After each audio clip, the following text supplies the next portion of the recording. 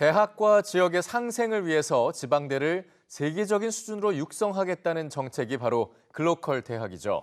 이 5년 동안 1,000억 원의 파격 지원을 받을 수 있는 만큼 당장 존폐 위기에 놓인 지역 대학들은 사활을 걸고 있는데요.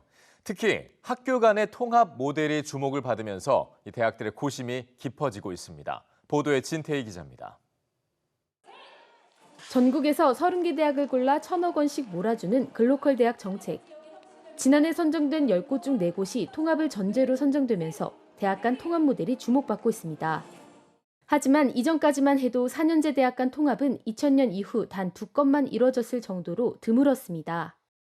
보통은 일반대와 전문대가 통합하는 경우가 많은데 2000년부터 올해까지 4년제 대학이 참여한 통합 사례 29건 중 21건이 이에 해당합니다.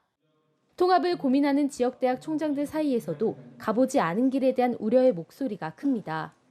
구성원의 반발뿐 아니라 절차상의 문제도 난관입니다. 사립대와 국립대가 통폐합됐을 때 사립대의 이제 여러 가지 법적인 문제, 재산을 처리하는 문제라든지 법적인 문제나 행정적인 어떤 절차들은 어떻게 개선되고 있고 또 앞으로의 스케줄은 어떤 것인가.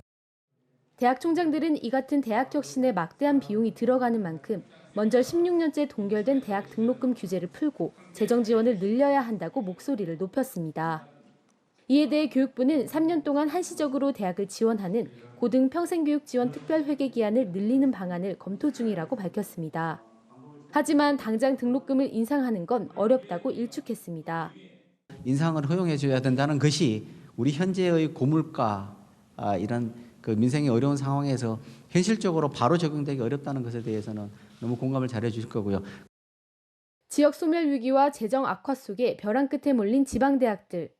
이제는 학교 통합 같은 과감한 혁신 카드까지 적극 고려할 정도로 생존을 위한 고민이 치열해지고 있습니다. EBS 뉴스 진태입니다.